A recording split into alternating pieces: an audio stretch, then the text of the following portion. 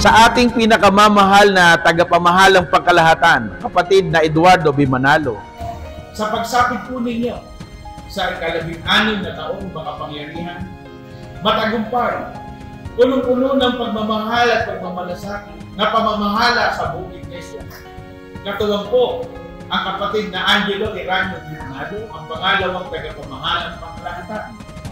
Kami po dito sa distrito ng Biscuit City, Surigao del Sur, sa pangunguna po naming mga ministro, mga manggagawa, kasama po ang aming sambahayan, mga may tungkulin, mga kapatid, ay buong kagalakan po kami bumabati sa inyo na Happy Anniversary po!